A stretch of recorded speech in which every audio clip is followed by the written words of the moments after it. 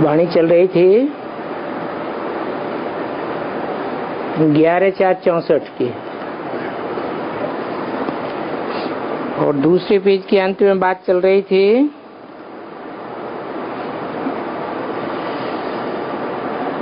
कि मम्मा बाबा की सीट तो नामी ग्रामी है, क्योंकि ये तो लक्ष्मी नारायण बनते हैं, जिसको स्वराज्य कहा जाता है। ये है स्वराज्य के लिए राम का यज्ञ। तो तुमको स्वराज्य मिलता है, क्योंकि राम बाप को कहा जाता है। बाप का तुमको वर्षा मिलता है। जो भी सब मनुष्य मात्र हैं, इस रुद्र ज्ञान यज्ञ में सब स्वाहा होने वाले हैं।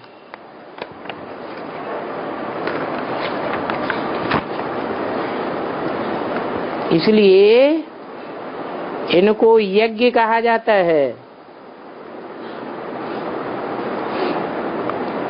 स्वाहा, ये बड़े से बड़ा यज्ञ है। 11/4/64 की वाणी का तीसरा पेज। अभी तुम जानते हो इस यज्ञ में सारे भंभोर को आग लगेगी।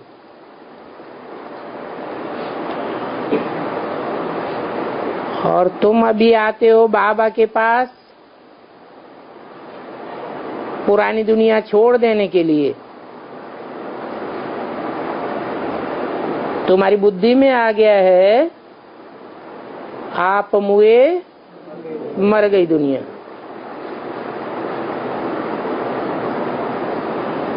मरना तो शरीर से होता है, तो शरीर से मरने की बात है क्या? क्या बात है? जीते जी मरना माना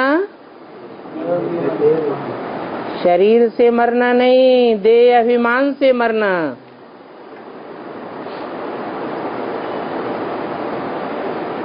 तो कहावत है आप मुए मर गई दुनिया। तो तुम अशरीरी हो जाते हो। आत्मा तो मरती नहीं, अशरीरी होने की बात है।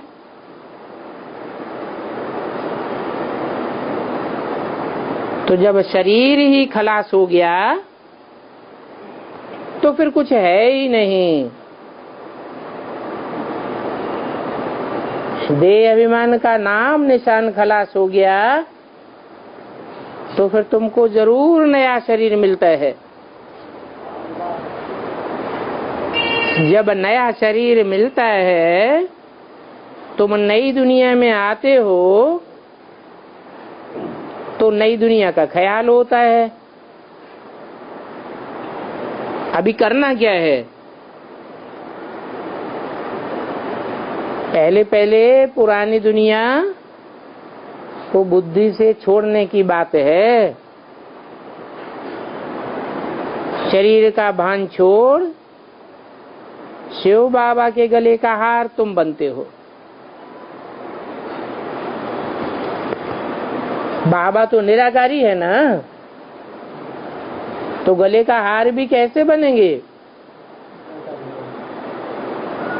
देवान वाले बनेंगे या जो निराकारी बनेंगे वो बनेंगे? बाबा कहते हैं मेरे में जो गुण हैं वो तुमको सिखलाता हूं। कौन कहता है? शिव बाबा कहते हैं कि मेरे में मुख्य गुण कौन सा है?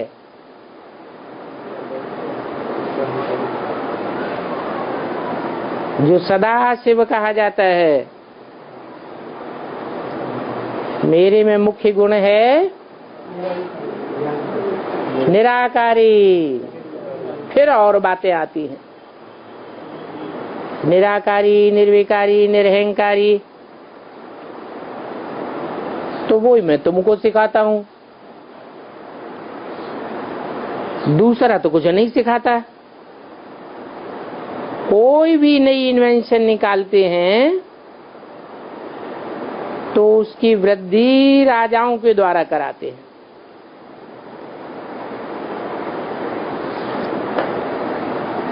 यहां भी राजा होता तो उनके द्वारा ज्ञान फैलता।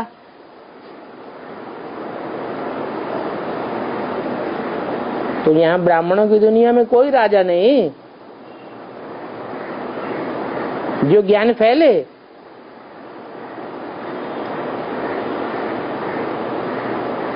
राजा तो होगा जरूर, लेकिन पहले पहले वो भी क्या बने? निराकारी बने।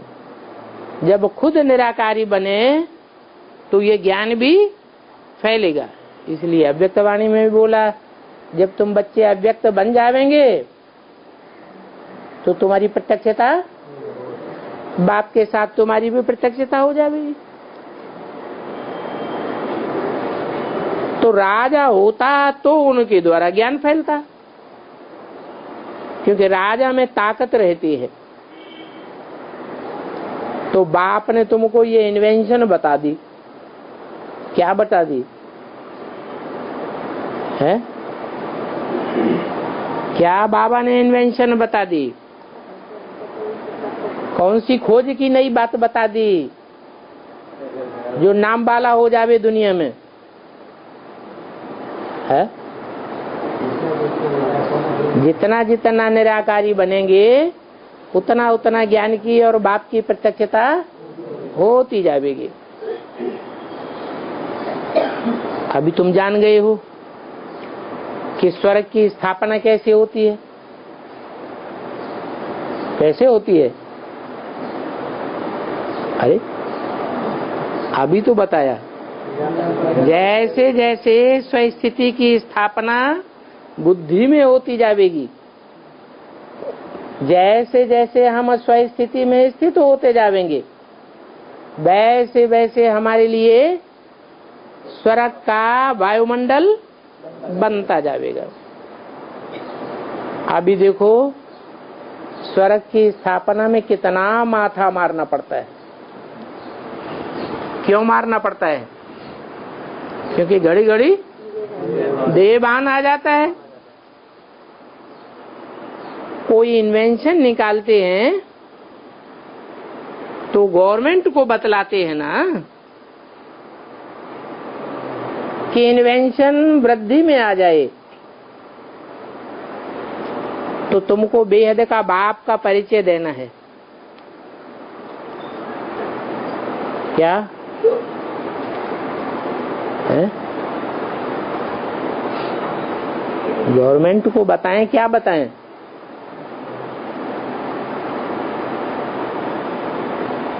क्या बताएं? जो गवर्नमेंट की बुद्धि में भी आ जाए। जो भी गवर्नमेंट के बड़े बड़े हैं उनकी बुद्धि में आ जावे। क्या आ जावे है? कि जैसे और धर्म स्थापन हुए हैं तो किसके द्वारा स्थापन हुए हैं? इस्लामी, बौद्धिक, क्रिश्चियन आदि। गुरु नानक का सिख धर्म, जो भी धर्म स्थापक आए हैं उनकी पहचान की खासियत क्या थी? निराकारी स्टेज थी। तो गवर्नमेंट के लोगों को भी बताना है कि देखो वो जो धर्म स्थापन हुए हैं वो तो पुराने से पुराने धर्म नहीं है। नए हैं या पुराने हैं? वो तो 2500 साल के अंदर है। लेकिन जो ओल्ड होता है सो गोल्ड कहा जाता है। असली धर्म तो अभी परमपिता परमात्मा आकर स्थापन कर रहे हैं। तो जिसमें आकर के स्थापन करते हैं वो पहला धर्म पिता जो सनातन धर्म का धर्म पिता कहा जाता है, ब्रह्मा की अव्वल नंबर औलाद सनत कुमार, वो प्रत्यक्ष हो चुका है। उसकी ये खासियत देखने में आवेगी क्या कि एक सेकंड में चाहे तो निराकारी हो जाए, एक सेकंड में साकारी, और एक सेकंड में मनन चिंतन मंथन की आकारी स्टेज में स्थित हो सकता है। तो बेहद के बाप का परिचय दो, तुम जानते हो। अभी हम उस बाप से 5000 वर्ष पहले मुआफिक फिर से सहज राजयोग सीख रहे हैं। इसलिए सीख रहे हैं कि हम भी निराकारी बने, निर्विकारी बने, निरहंकारी बने, और इस देह का भान छोड़ दें। तो हम वो राजयोग की पढ़ाई पढ़ रहे हैं।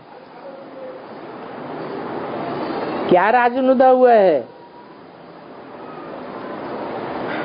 ये राजनुदा हुआ है कि जितना जितना हम निराकारी बनेंगे, उतना उतना देह अभिमान छूट जाने के कारण देह की इंद्रियों का भान भी छूटता जाएगा। इंद्रियों पर कंट्रोल होता जाएगा, इंद्रियों पर विजय प्राप्त अनुभव करते जाएंगे। ये इंद्रियों पर विजय प्राप्त करने की राजाई पढ़ाई हम पढ़ रहे हैं। तुमको पूछने की भी दरकार नहीं रहती है, सब कुछ आप ही बतलाते जाते हो। कोई पूछे इतना दिन तुमको कितना पढ़ाया है?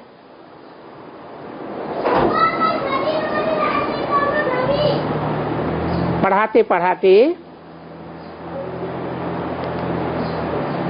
अब तुमको रिवार्ड भी देते हैं ना। कोई रिवार्ड मिला क्या है? नहीं। 73 में अव्यक्तवाणी में जिक्र किया था, ये जो मेला हो रहा है रामलीला ग्राउंड दिल्ली में, इसका रिवार्ड निकलेगा। First, second, third reward. स्थूल प्रदर्शनी की सजावट का रिवार्ड ये दीदी दादियां देंगी। जो चैतन्य प्रदर्शनी है उसकी सजावट का रिवार्ड बाप दादा देंगे। तो कुछ दिया क्या है? कुछ नहीं दिया, ऐसे ही झूठा बोल के चले गए हैं।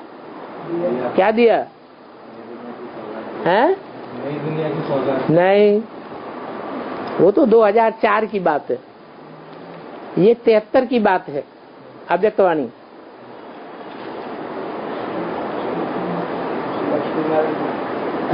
नहीं, वो लक्ष्मी नारायण वाली बात तो सन 66 में ही 66 में ही डिक्लेयर कर दी थी कि आज से 10 वर्ष पहले नहीं, आज से 5000 वर्ष, आज से 10 वर्ष कम 5000 वर्ष हुए जब लक्ष्मी नारायण का जन्म हुआ। नहीं, वो ही तो बाप की प्रत्यक्षता हो गई सन 76। बाप सदा शिव की प्रत्यक्षता नारायण के द्वारा ही होगी ना, तो वो तो उद्घाटन कर दिया। फिर 73 में कौन सा रिवार्ड की बात की?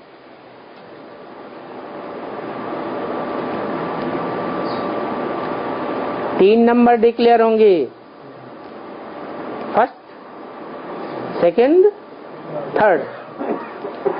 झंडे में एक दूसरे के नीचे दिखाए गए हैं कि नहीं? क्या दिखाए गए हैं? ब्रह्मा पहले नंबर में, सबसे ऊपर शंकर, 3 नंबर प्रत्यक्ष होंगे। ब्रह्मा, बाप और जगदम्बा, क्योंकि बाप सदैव माता को आगे रखते हैं, ब्रह्मा से विष्णु। तो वैष्णवी शक्ति पहले प्रत्यक्ष होगी, बाप पीछे पीछे प्रत्यक्ष होता है, फिर जगदम्बा। तो ऐसे ऐसे पॉइंट्स धारण करके लिखो कि ये जो तिरंगा झंडा है वो किस बात की यादगार है। जो बड़े फकुर से 15 अगस्त 26 जनवरी को झंडारोहण करते हैं, बोलते हैं क्या, झंडा ऊंचा रहे हमारा विजयी विश्व। तो क्या कपड़े का झंडा विजयी विश्व करके दिखलाता है? फिर जरूर कोई चैतन्य आत्माएं हुई होंगी ना। उन चैतन्य आत्माओं ने 3 प्रकार के शरीर रूपी वस्त्र को, शरीर रूपी झंडे को धारण किया होगा। 3 प्रकार के उस शरीर रूपी चरित्र बजाए होंगे। लाल रंग किस बात की निशानी है? क्रांति की होगी, ज्ञान की क्रांति होती है पहले पहले। फिर सफेद रंग दिखाया है, काय की क्रांति होती है? प्योरिटी की प्रत्यक्षता होती है। दुनिया के सारे काम प्योरिटी से होते हैं, प्योरिटी के बगैर कोई काम सफल नहीं होता है। और सबसे नीचे ब्रह्मा का हरा रंग दिखाया गया। आएगा आएगा आएगा, क्या आएगा? अरे हरियाली आएगी दुनिया में। हरियाली आएगी या आग लगेगी? आग तो लगेगी, लेकिन जिसके अंदर ये लगन लगी हुई थी कि मैं हरियाली की दुनिया में जाके जन्म लूंगा, वो तो हरियाली की दुनिया में ही जन्म लेगा या आग से प्रभावित होगा? वो तो शरीर छोड़ गया, वो आग से प्रभावित होने वाली बात तो है ही नहीं। तो ऐसे ऐसे पॉइंट्स विचार सागर मंथन करके धारण करके लिखो। बुद्धि में ये पक्का रहना है कि अब ये 84 जन्मों का खेल पूरा हुआ। खेल पूरा होता है तो सबको वापस घर जाना है। घर से फिर नंबरवार आवेंगे या इकट्ठे आ जावेंगे रंगमंच पर। वो नाटक होता है तो उसमें भी इकट्ठे आ जाते हैं या धीरे धीरे करके आते हैं। धीरे धीरे करके रंगमंच पर प्रत्यक्ष होते जावे। ये दुनिया भी एक बेहद की नाटकशाला है, रंगमंच है। इसमें भी सतयुग के आदि से लेकर के कलयुग के अंत तक 500 करोड़ ये बेहद के एक्टर्स हैं जो इस सृष्टि पर टाइम टू टाइम आते रहते हैं। सतयुग में बहुत थोड़े होंगे या ज्यादा होंगे? सतयुग में बहुत थोड़े होते हैं। अभी तो कलयुग में देखो कितने मनुष्य हैं। इतनी संख्या हो गई है कि पूरा खाने को भी नहीं मिलता। जहां तहां से अनाज मंगाते ही रहते हैं। अब इतना सारा अन्न इकट्ठा करें या बनावें, वो भारतवासी खावें, सो तो कर ही नहीं सकते। क्यों? क्योंकि तुम तो जानते हो लड़ाई तो जरूर होनी है। स्टीमर आना ही बंद हो जावेंगे। विदेशों से अनाज भर भर के मंगा लेते हैं ना, क्योंकि विदेशों की तो जनसंख्या कम है, खाने वाले कम है, और इंडिया में खाने वाले ज्यादा हैं। विदेशों में तो मछलियां पकड़ पकड़ के खाते रहते हैं, अंडे खाते रहते हैं, गोश्त खाते रहते हैं। उन्हें तो अनाज की इतनी दरकार भी नहीं पड़ती। और इंडिया में तो ज्यादातर लोग शाकाहारी है, तो यहाँ तो अनाज की बहुत दरकार पड़ेगी। लेकिन जब लड़ाई छिड़ जाएगी देशों में तो क्या हाल होगा? स्टीमर आना ही बंद हो जाएगा।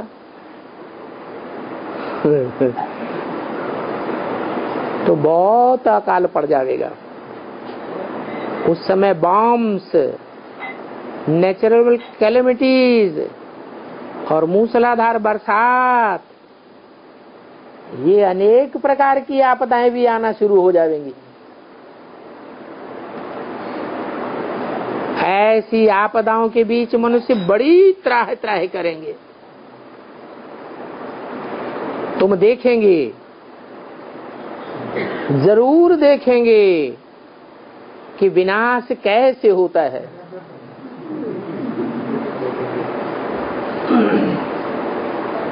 रिहर्सल तो होती रहती है, अभी भी बीच बीच में रिहर्सल तो भुज में रिहर्सल हुई थी कि नहीं 10 साल पहले? हाँ, रिहर्सल तो होती रहती है। कहते हैं एक दूसरे को धमकी देते हैं। चीन और रशिया को तो हम ऐसे इतने में ही चुटकियों में उड़ा देंगे। अब तुम बच्चे जानते हो कि ये तो लड़ करके उड़ावेंगे ही। क्या? ये तो आपस में लड़ करके उड़ावेंगे ही। कौन लड़ेंगे? रशिया और अमेरिका रूपी यादव जो हैं वो आपस में वो तो लड़ेंगे ही। हमें तो पता चल गया है कि महाभारत में जो प्रसिद्ध यादव दिखाए हैं, जिनकी बड़ी बड़ी महलमाड़ियां अटारियां होती थी, बड़े बड़े धनाढ्य होते थे, बड़े बड़े शराबी होते थे, ऐसा लिखा हुआ है ना। तो वो कौन है? रूस और अमेरिका। वो आपस में लड़ेंगे और एक दूसरे को खलास कर देंगे। तो तुम समझ गए हो कि यादव, कौरव और पांडव किसको कहा जाता है और वो अभी क्या कर रहे हैं। कौरव पांडव क्या कर रहे हैं? यादव तो विदेशी हो गए, कौरव पांडव तो स्वदेशी हैं। कौरव वो हैं जो कौओं की तरह कांव कांव बहुत करते रहते हैं, कांव कांव करते रहते हैं और भ्रष्टाचार फैलाते रहते हैं। 5 स्टार होटल खोलते रहेंगे और उनमें व्यभिचार फैलाते रहेंगे। और पांडव किसको कहा जाता है? पांडव कहा ही जाता है पंडे की औलाद। पांडव, पंडा बाप है, उसकी तुम औलाद हो। उनके प्लान्स देखो, कौरव क्या प्लानिंग कर रहे हैं।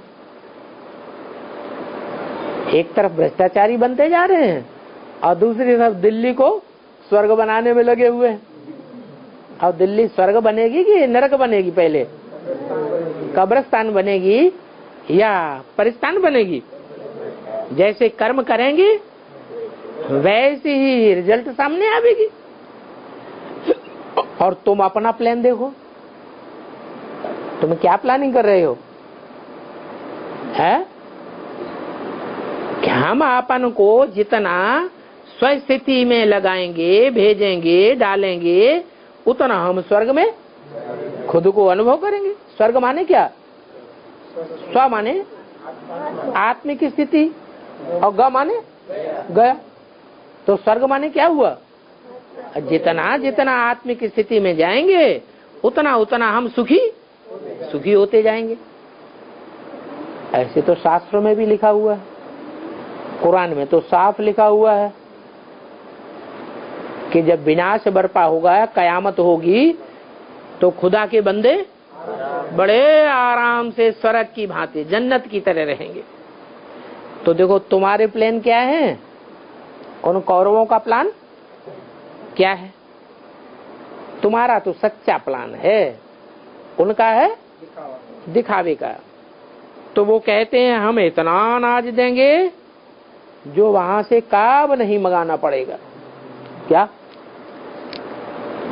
हम इतना अनाज देंगे पैदा करके इंडिया में कि भारत के अलावा हमें दूसरे देशों से अनाज मंगाना ही नहीं पड़ेगा। कितने डैम्स आदि बनाते रहते हैं।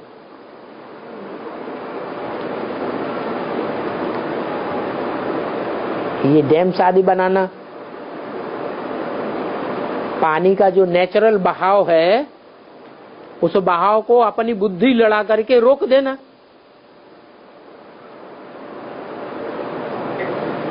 ये नेचर का विरोध करना चाहिए है? नहीं करना चाहिए।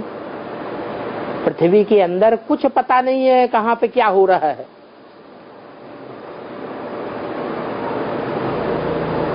कौन से पहाड़ से कब ज्वालामुखी फूट पड़े तो डैम तो फट जाएगा और चारों तरफ पानी ही पानी हो जाएगा। तो कितना नुकसान हो पड़ता है। इसको नेचुरल कैलेमिटीज कहा जाता है। ऐसी बहुत आपदाएं आवेंगी। एक मुरली में बोला है ये नंगल डैम जो बनाया हुआ है, हाँ, गोविंद सागर, 2 लंबे लंबे पहाड़ हैं। उन पहाड़ों के बीच में बहुत गहरा पानी भरा हुआ है। मीलों लंबे पहाड़ हैं। इसमें इतना पानी भरा हुआ है कि जब वो डैम टूटेगा तो सारी दिल्ली बोड़म बोड़ हो जाएगी। छोटी सी हिंडन नदी में बाढ़ आ गई थी। और सतलज नदी पर वो तो अलग बात। दिल्ली के पास एक हिंडन नदी है, उस छोटी सी नदी में बाढ़ आई थी तो दिल्ली के अंदर जो मॉडल टाउन बना हुआ था, 4-4 मंजिलों के मकान, उसमें 2-2, 3-3 मंजिल डूब गए। तो उस गवर्नमेंट के प्लान देखो।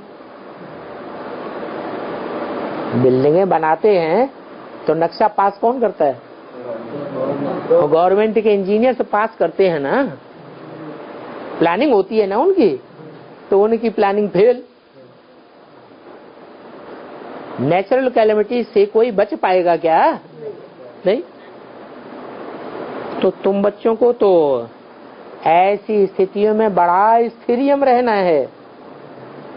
क्या ऐसे नहीं, ऐसी ऐसी आपदाएं दुनिया में आने लगे तो होल डाल हो जाओ। इस पुरानी छीछी दुनिया में तुम तो जानते हो अब हमको कितना टाइम रहना है। अब हम तो चले कि चले। तुम चाहते हो बस अभी सुखधाम बन जावे, परंतु तुम तो अभी बाप के साथ हो। जब तक बाप है तो बाप तो सुखधाम में जाता नहीं है।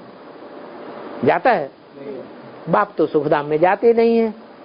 तो जब तक बाप है तब तक सुखधाम तो है बन नहीं सकता। तो इसलिए बाप के साथ साथ तुम बहुत सेवा करते रहो और जन्म जन्मांतर का अपना भाग्य बनाते रहो। हर एक को लिबरेट करते हो। पतित पावन की तुम सेना हो तो सबको पावन बनाने में तुम्हारा भी हिस्सा लगता है। सबको पावन बनाते हो। समझाना पड़े कि 5000 वर्ष पहले भी हमने ये राखी बांधी थी। कौन सी राखी? ये पवित्र रहने की राखी बांधी थी। जितना जितना हम अभी पवित्र रहेंगे, मन बुद्धि को विकारों से परे रखेंगे, उतना उतना हम अपने लिए स्वर्ग स्थापन करते रहेंगे, निर्विकारी दुनिया बनाते रहेंगे। सतयुग त्रेता में तो फिर ये राखी बांधने की दरकार ही नहीं रहती है। क्यों? वहां तो पवित्र ही होते हैं। वहां कोई देह अभिमानी बनता ही नहीं। ये देह अभिमान की इंद्रियां वहां काम करती नहीं। हाँ, फिर द्वापर से ये रस्म शुरू होती है। कौन सी रस्म? भ्रष्ट इंद्रियों से भ्रष्ट कर्म करने की रस्म कहां से शुरू होती है? द्वैतवादी युग से शुरू होती है, जहां रावण का राज्य चल जाता है। वो है ही भक्ति मार्ग।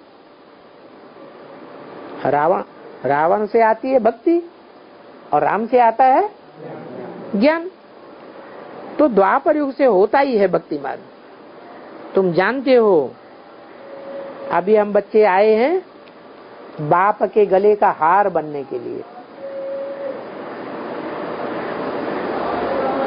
तो क्या करना पड़ेगा? है? गले का हार बनने के लिए आए हैं, तो कैसे बनेंगे? स्वयंवर होते थे तो कन्या वर के गले में हार डालती थी, तो समान के गले में हार डाला जाता है या भिखमंगे के गले में हार, कोढ़ी के गले में हार डाल देगी? समान होना चाहिए ना। गला हार बनने के लिए तो क्या करना पड़े? कहाँ समान बनना पड़े? जैसे बाप निराकारी, वैसे हमारी स्टेज भी निराकारी, निर्विकारी, निरहंकारी स्टेज झलकनी चाहिए। तो देखो अभी बच्चों को कितनी खुशी होती है। क्या? किस बात की खुशी है? नहीं, हमने निराकारी, निर्विकारी, निरहंकारी बनने वाले बाप को पहचान लिया है। हमने पहचाना है और हम औरों को पहचान दे भी रहे हैं। बस अभी हम गए कि गए? कहाँ गए हैं? ऊपर गए कि नीचे गए? हाँ, ऊपर गए, नीचे तो नहीं जाते हैं। देख लो भाई, अच्छी तरह से चेकिंग कर लेना, हैं? कहीं नीचे ना ढलक जाते हो। हाँ? अच्छा, पाप कर्म विकर्म की गति तो तुम समझते हो ना? क्या समझते हो?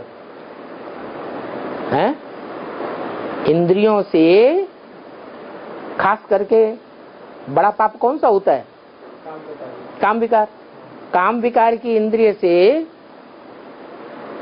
कहीं उत्तेजना में आकर हम ऐसा पाप तो नहीं करते जो हमारा विकर्म बन जाए, पाप कर्म बन जाए। तो विकर्म की गति तो समझते हो। क्या गति है? विपरीत कर्म कैसे बनता है? देवान में आए तो विपरीत कर्म बनेगा, और बाप की याद में रहे तो इंद्रियां उत्तेजना में आएंगी? नहीं आएंगी। तो गति तो समझ गए।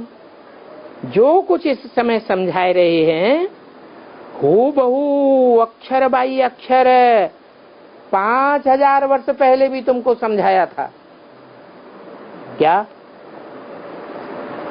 ऐसे नहीं सिर्फ सुनाया था ब्रह्मा के तन में, लेकिन हाँ, लेकिन पॉइंट टू दी पॉइंट एक एक बात खोल खोल के समझाई भी थी।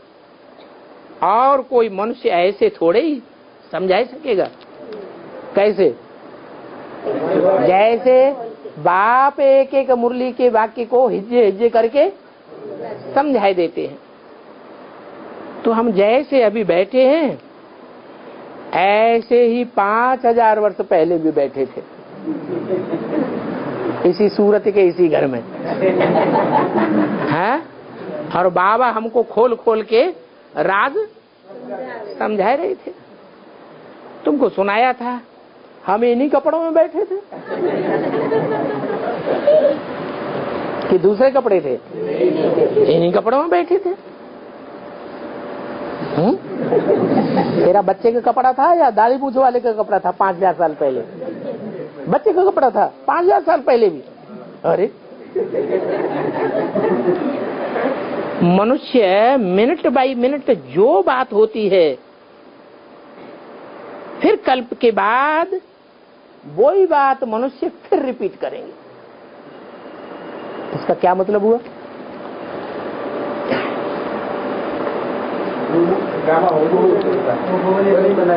हाँ, कि हमारी हरेक की आत्मा में जो पार्ट भरा हुआ है वही पार्ट हम 5000 वर्ष बजाते हैं। इसका मतलब हम कुछ नहीं करते, हाँ? हम कुछ नहीं करते, ऑटोमेटिक हमारी आत्मा में जो रिकॉर्ड भरा हुआ है वही रिकॉर्डिंग बजती रहती है। हम देह अभिमान में आके अहंकार में आ जाते हैं। क्या अहंकार में आ जाते हैं? मैंने ये किया। ये मैंने कहाँ से आता है? देह भान से ये मैंने आता है। नहीं तो वास्तव में न हम कुछ करते हैं न हम किसी से कुछ करा सकते हैं। वास्तव में प्रकृति के नियमानुसार सब कुछ अपने आप घटित होता है। तो ये बातें सिवाय तुम्हारे कोई की बुद्धि में नहीं है। वो भी जो सर्विसेबल बच्चे हैं वो इन बातों को समझ सकते हैं। क्या? कैसे सर्विसेबल? इन बातों को जो सुनते हैं और दूसरों को फिर सुनाते हैं उनकी बुद्धि में पक्का हो जाता है। जो सुन तो लेते हैं लेकिन दूसरों को सुनाते नहीं है, मनन चिंतन मंथन चलता नहीं है, तो उनकी बुद्धि में से ज्ञान उड़ जाता है। तो ऐसे सर्वसेवल बच्चों की बुद्धि में धारणा हो सकती है। ये बात ध्यान में रखना है कि हम इस वर्ल्ड ड्रामा के एक्टर्स हैं। कल पहले भी हमने ऐसे ही पुरुषार्थ किया था जैसे अभी कर रहे हैं। क्या? कल पहले भी ऐसे ही पुरुषार्थ किया था जो अब बाप हमसे कराए रहे हैं। कल बाद भी फिर ऐसा ही हमारा पार्ट होगा। यही गीत आदि फिर बजते रहेंगे। कितनी वंडरफुल समझने की बातें हैं। बाप कहते हैं इस पुराने शरीर को भी भूल जाना है। क्या कारण बताया? ये जो पार्ट वाला ड्रामा में चल रहा है इसका मूल कारण क्या है? परमधाम से जब अवतरे थे तब देवान था?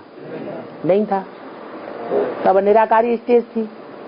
जैसे ही इस 5 तत्वों की दुनिया में आए वैसे ही कुछ न कुछ देवान सत्युग के आदि से ही आंखों में देवान आया या नहीं आया? आया। आंखों में देवान आया। भले सात्विक स्टेज का देहभान था, अब विचारी देहभान था या विचारी था? अब विचारी देहभान था, लेकिन था तो देहभान। देह का आकर्षण तो था ना। तो ये दुनिया ही ऐसी है। प्रकृति के 3 गुण इसमें समाये हुए हैं, सत्व रज और तम। ऐसा कोई भी मिनट सेकंड भी नहीं होता जिसमें 100% सत्य ही समाया हुआ हो। क्या? सतयुग से लेकर के कलयुग के अंत तक, जब तक बाप की प्रत्यक्षता न हो या जब तक इस दुनिया का विनाश न हो, तब तक प्रकृति के 3 गुण पूरे पूरे हरेक में कार्य करते हैं। हाँ, जिनका देहभान संगम युग में खलास हो जाता है वो प्रकृति के 3 गुणों से परे हो जाते हैं। उनके ऊपर फिर प्रकृति का कोई चाल, न माया की कोई चाल चलती है और न प्रकृति के 5 रावण के जो सिर हैं उनकी कोई चाल चलती है। बाकी जो देह अभिमान में रहते हैं कुछ न कुछ, उनके ऊपर माया रावण की चाल चलती रहती है। वो इन प्रकृति के 3 गुणों से प्रभावित होते रहते हैं। तो देखो, एक ही तरीका बाप बताते हैं, इस देहभान को भूल जाओ।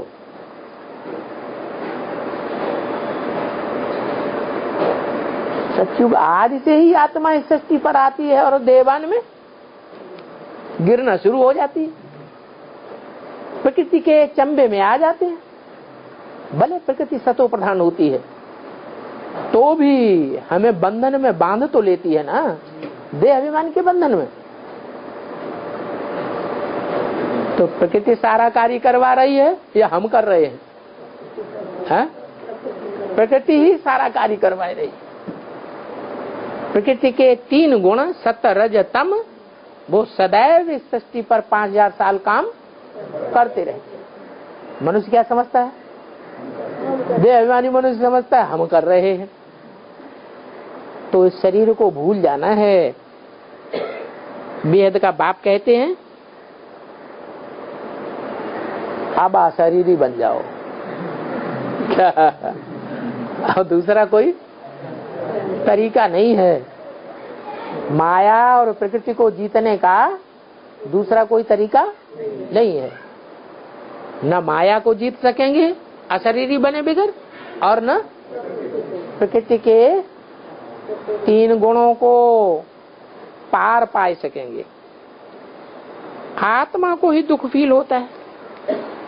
आत्मा कहती है हम ये शरीर छोड़ फिर दूसरा लेंगे, ये बहुत पुराना शरीर है, अब जाना है फिर नई दुनिया में, वहां शरीर भी नया हमको मिलेगा। ये तुम्हारी बुद्धि में बैठ गया है ना? क्या नई दुनिया में हमको नया शरीर किस आधार पर मिलेगा? कौन सा पुरुषार्थ?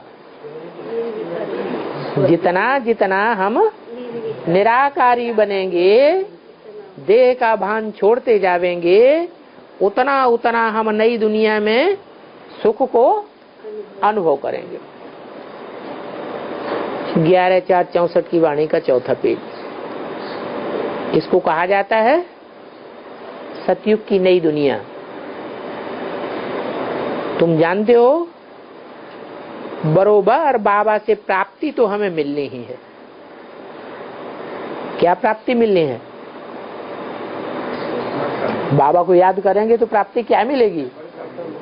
हैं? अभी क्या वर्षा तो मिलेगा सतयुग में, अभी क्या मिलेगा? जितना जितना याद करेंगे उतना उतना क्या प्राप्ति मिलेगी? अरे डकैत को याद करेंगे तो क्या मिलेगा? चोर को याद करेंगे तो क्या मिलेगा? अरे हैं? चोरी डकैती के गुण मिलेंगे कि नहीं मिलेंगे? अब बाप को याद करेंगे तो क्या मिलेगा? क्या है बाप का विशेष गुण? निराकारी स्टेज बनेगी। जितनी जितनी निराकारी स्टेज बनेगी उतना हम देहभान से परे होते जाएंगे, स्वस्थिति में स्थित हो जाएंगे। तो इसी दुनिया में हम स्वर्ग का अनुभव करेंगे, प्रकृति के बंधन से मुक्त अनुभव करेंगे। अभी अभी ऐसे नहीं, सतयुग में अनुभव करेंगे। कहाँ अनुभव करेंगे? इस दुनिया में ही हम प्रकृति के गुणों से परे हो जाएंगे। क्या कैसी स्टेज बन जाएगी? निराकारी, निर्विकारी, निरहंकारी स्टेज बन जाएगी।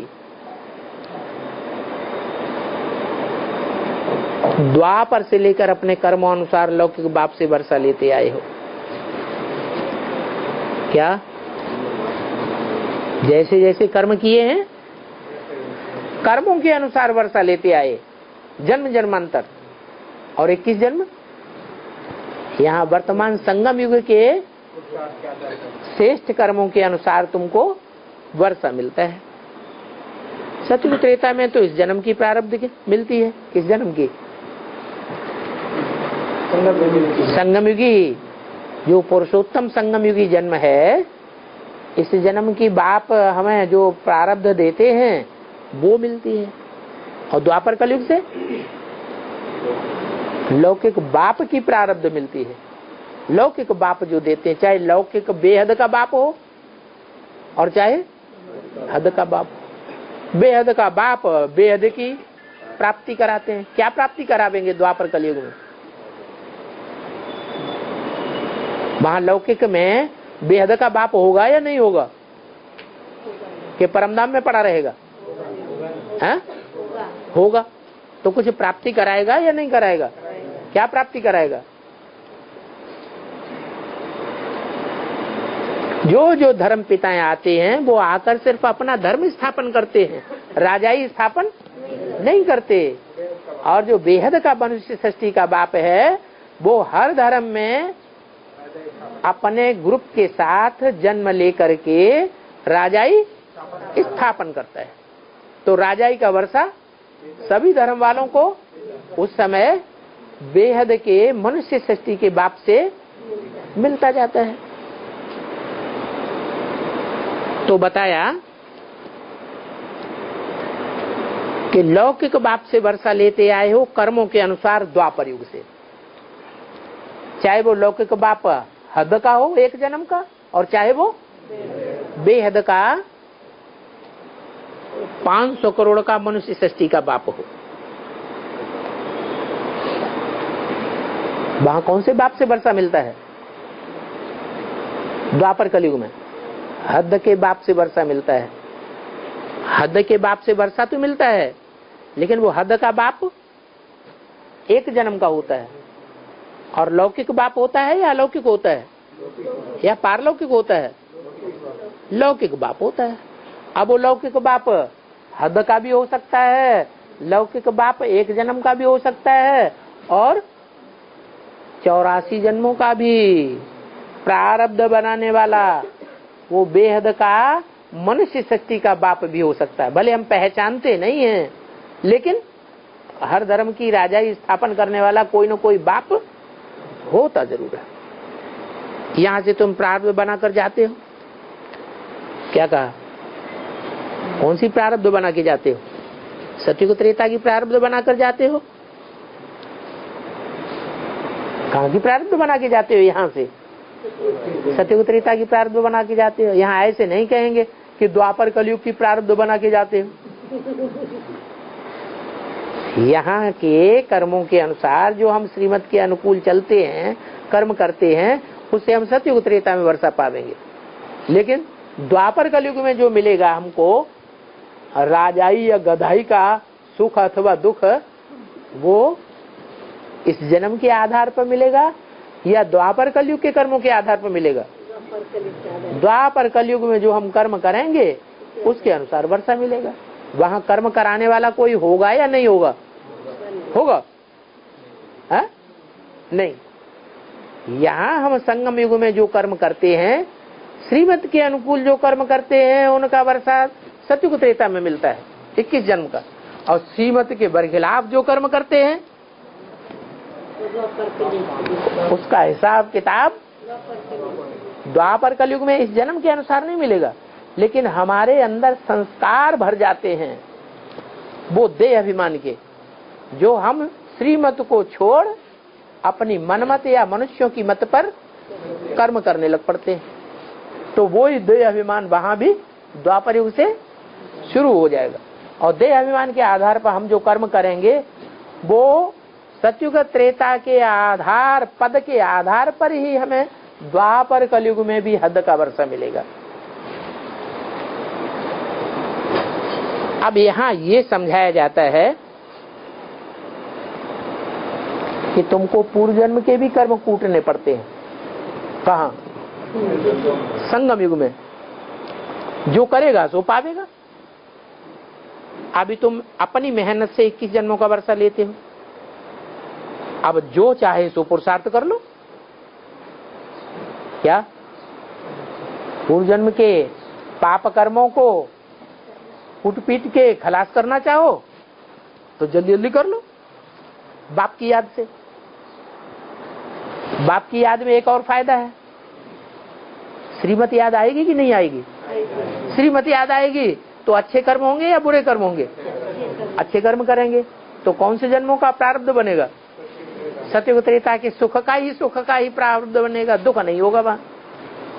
और चाहो तो है, चाहो तो ऐसा पुरुषार्थ करो देवान में रह करके कि न पूर्व जन्म के पाप कटे और इस जन्म के पाप और 100 गुना बढ़ जाए।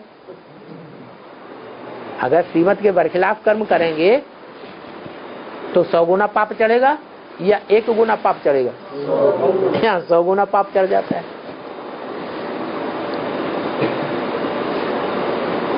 तो वो फिर प्राप्ति कहाँ देगा जो 100 गुना पाप चढ़ता है? उसकी प्राप्ति कहाँ मिलेगी? पाप चढ़ जाता है तो दुख तो मिलेगा कि नहीं? कहाँ मिलेगा? है हाँ, यहाँ मिलेगा तो, लेकिन आत्मा में जो संस्कार भरने की शूटिंग हो गई वो द्वापर कलयुग में फिर भोगते रहेंगे। फीमेल भी कितना ऊंचा मर्तबा पाती है, पहले लक्ष्मी फिर नारायण बनते हैं। तो तुम्हारा ये जन्म हीरे जैसा है, इसका मूल्य कोई नहीं आंक सकता। कौड़ी जैसे जन्म से तुम कितने सुखी दुखी बन गए।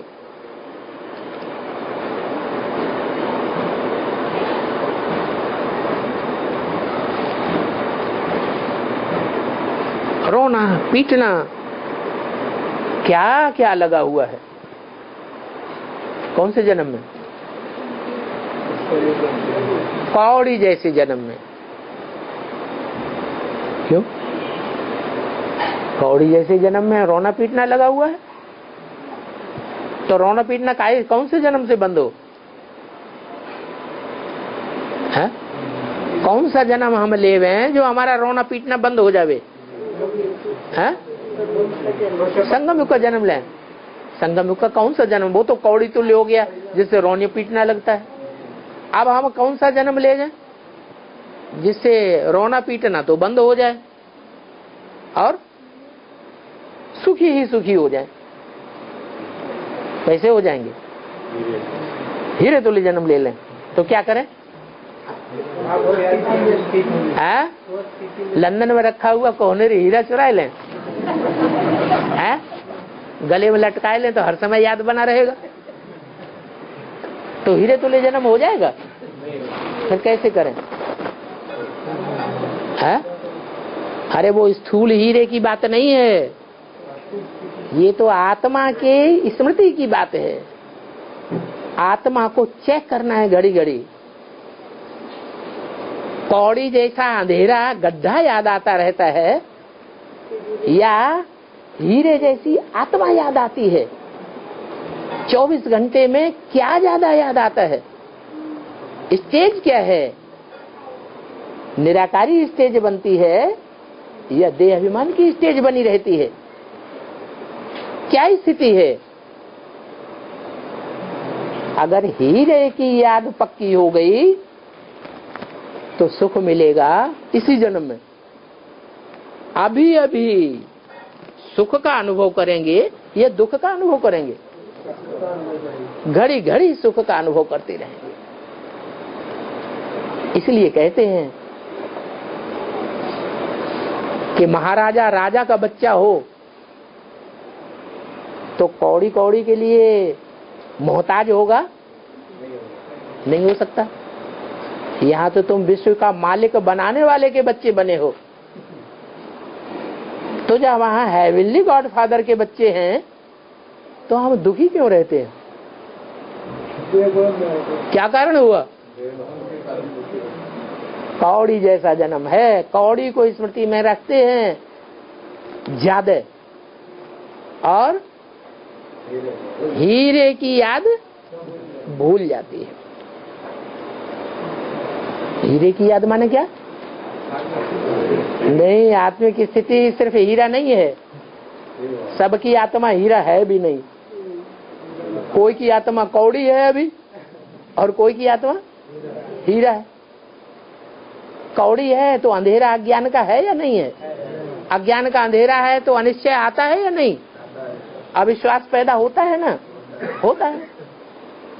और अगर आत्मा हीरे जैसी है तो हीरा ही याद आवेगा, हीरो पार्टधारी याद आवेगा या कौड़ी पार्टधारी याद आवेंगे?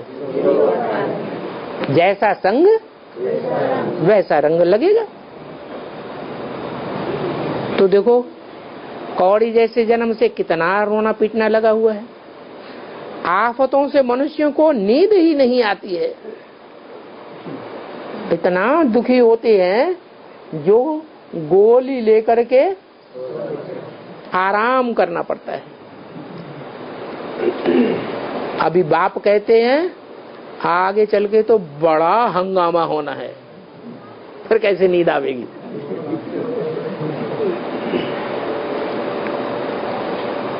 अभी अन्ना हजारे का चल रहा है,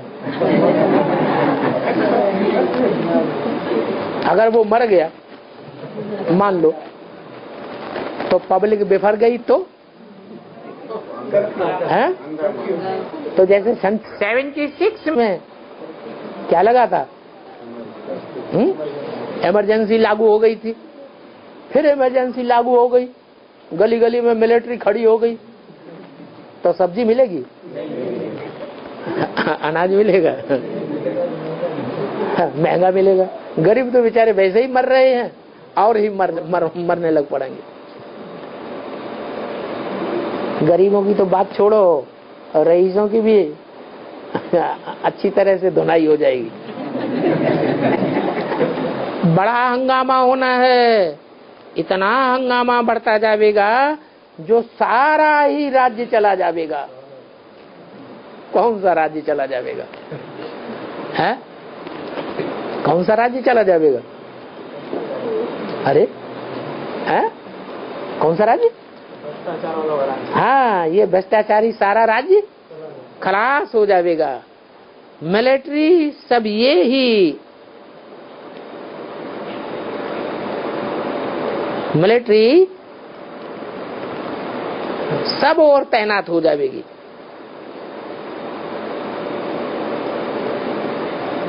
तुमको मिलिट्री से ही फिर राज्य मिलना है। क्या कहा?